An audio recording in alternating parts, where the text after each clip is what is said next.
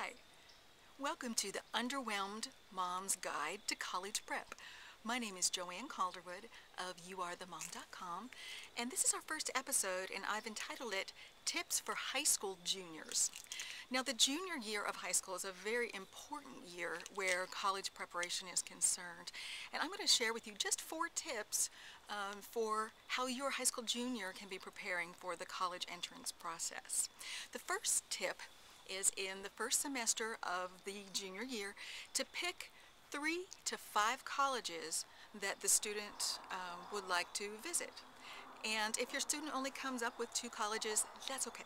But at least, have a short list of universities or colleges that your student would really like to visit and would like to consider enrolling come their senior year.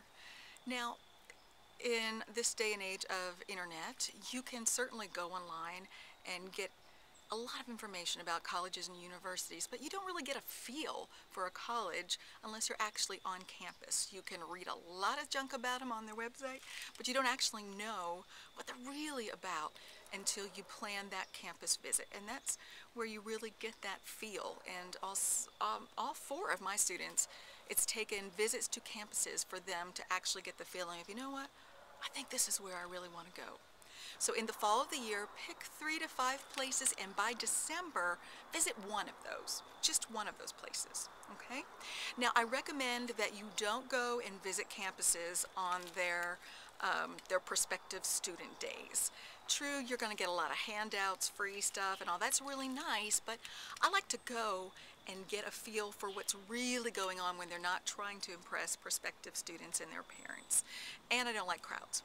So my kids and I always go and visit campuses on days that are not huge promotional, come see us because we're wonderful visiting days. All right, and you just go online. In most campuses, you can just schedule a visit online. You don't have to call anybody. It's just a quick email and get it scheduled. So, okay, and that is tip number 1. Tip number 2 for the junior is to take the PSAT. Now, that is a junior level test. It is offered in October, one time, and that's in October every year. Now, that particular test, if you're a home educator or a home educated student, you actually have to go to your local high school and sign up in the guidance office and pay your fee there. You cannot, as of 2012, you cannot go online and sign up for the PSAT. You have to actually physically go in to sign your student up. So I recommend the PSAT.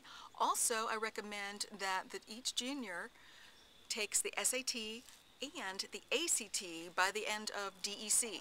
Okay, it's important by the end of December for each junior to have really gotten a taste of what these college entrance exams are like.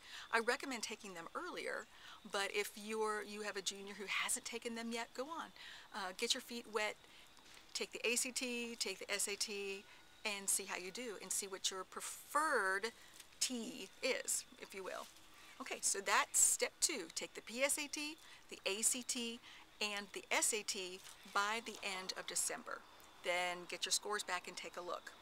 Now, tip number 3 involves, come January, choose either the ACT or SAT to hone your skills on that particular one. Which one did you seem to score better on? If it's the ACT, go ahead and take the ACT again.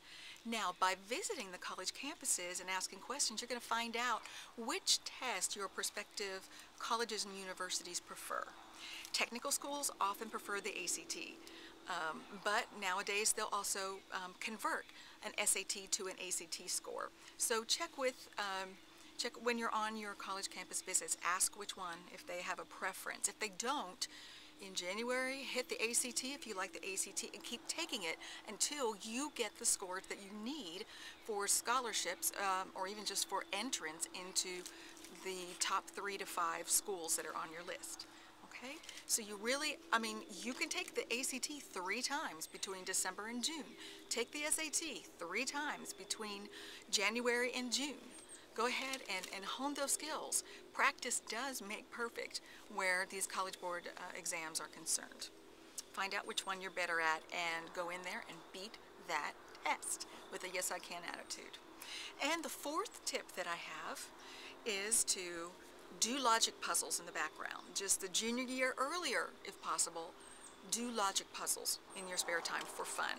Go to the bookstore, go to Barnes & Noble, Amazon.com, and look up books of logic puzzles. And just sit in and have them laying around the house. Who knows, your mom and dad might pick them up and work and hone their logic skills as well. Read a lot. Read in your free time. Put down other junk, put down those controllers, put down the Wii, yeah, Wii Fit, what have you. Put it down and read. Build your language skills. Build your vocabulary. And practice writing essays. And one of the best ways you can do all three of those things is actually through a program called Virtual Language Alive. It is offered through youarethemom.com. It's a dynamic program that I used with my own kids. I'm still using it, and my first 4 kids have scored nearly perfectly and perfectly on the ACT and SAT with this program. It's only offered through youarethemom.com.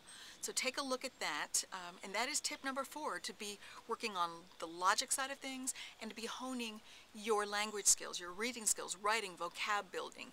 It can be done in the background, and it actually can be fun, believe it or not. It can be, I promise you. So there you have it. Episode 1, quick recap for you. Pick 3 to 5 schools, visit at least one in the fall, visit the others in the spring. I don't think I threw that in. I was just figuring you'd figure it out. But visit the ones you don't do in the fall, visit in the spring, okay? Tip number 2 is take those college entrance exams. You've got to take the PSAT if you want to take it. You've got to take it your junior year. Okay, and it's only offered one time in October, so don't miss that. And then sign up, take the SAT and ACT by December, and see what you're best at. That come January, this is tip number 3, come January, take that test repeatedly and increase your score. How can you increase your scores on these exams? That's tip number 4. In your junior year and even earlier, consider Virtual Language Alive. You can read more about it at youarethemom.com. And I'm not here just to sign up kids. I believe in this program. It will increase your English and your verbal scores on the ACT and on the SAT if you apply yourself. Okay? And that's all for episode 1. Episode 2, I'm going to talk about tips for high school seniors. I hope you join me. Thank you. Bye-bye.